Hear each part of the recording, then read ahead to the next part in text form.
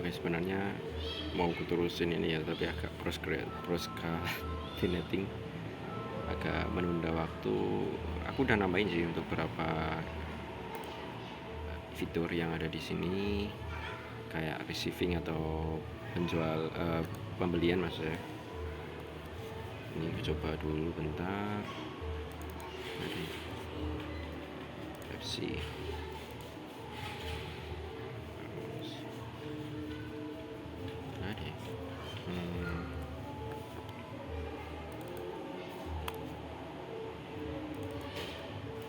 Nah, intinya aku tambahin untuk di bagian sini itu ku custom, jadi udah aku pilih ini cash terus kredit, cash sama kredit aja. Ketika pilih kredit ini otomatis tadi udah nambah, ini kebetulan pakai yang demonya. Jadi di lokalnya sementara ini aku pakai Linux, jadi nggak bisa aku liatin di lokal Windows XMPP. Udah aku buat pakai jQuery. Di sini pakai jQuery, jadi pakai date time picker. Jadi gini alurnya, ketika aku pilih kredit ini kan otomatis yang aku disable di sini kan bagian jatuh tempo tuh, date time pickernya nggak bisa dipilih, otomatis default gitu kan. Jadi bakal ku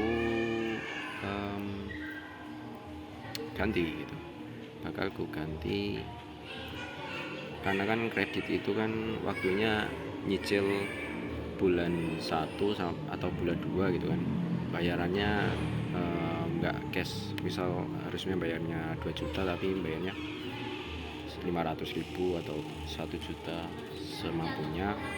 Kemudian pilih kredit gitu kan, pilih kredit, nanti dipilih aja itu temponya 2 bulan ya, 2 bulan dari tanggal April ini kan, berarti kan April, Mei, Juni terakhir untuk bisa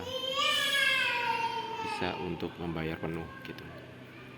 Dan udah aku tambahin sebenarnya, udah aku tambahin.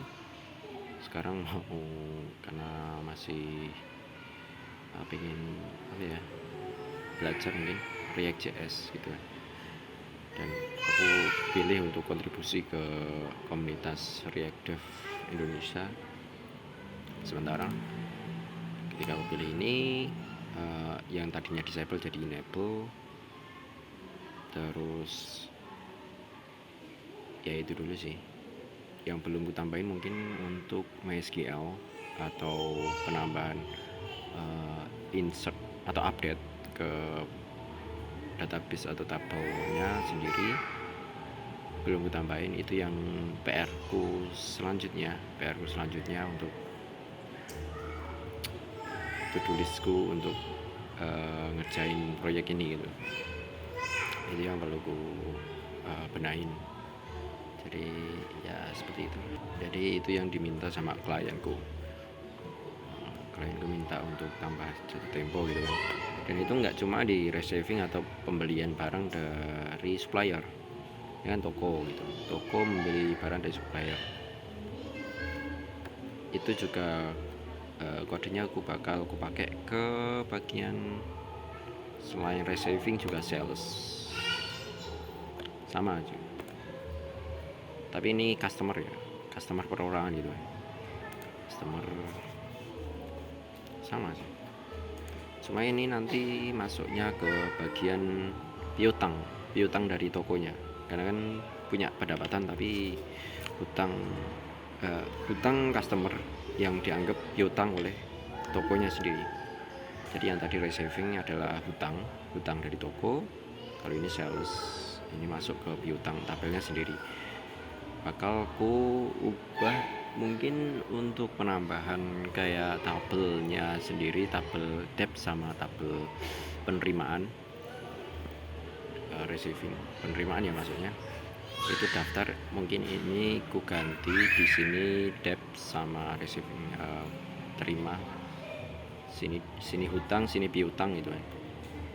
Hutangnya untuk meload tabel tabel khusus. Jadi aku buat tabel khusus di database, satu database masih khusus ospos_debt gitu kan, atau ospos_hutang ataupun ospos_piutang. Untuk menampilkan saja, untuk bagian penampilan untuk hutang ataupun piutangnya. Ini masih sama, payment type-nya tuh masih sama. Payment type-nya masih 2 opsinya, dan sempet ku ulik ternyata dia tuh masuknya di bukan option select ya, ternyata dia masuknya ke bagian apa sih namanya, controllernya. Di bagian controller receiving dia bikin sebuah array sendiri, terus arraynya itu dipanggil oleh view karena otomatis ditransfer.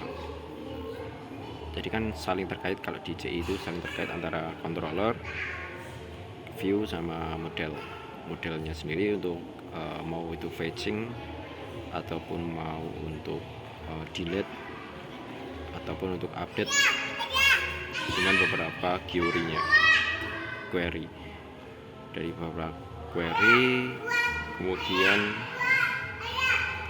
itu dipanggil variabelnya di bagian controller. Jadi urutannya adalah model ke controller ke view. Jadi ketika variabel yang ada di view tersebut itu nyarinya kemana, antara nyari ke controller ataupun nyari ke model ataupun nyari ke controller. Kalau nggak nemu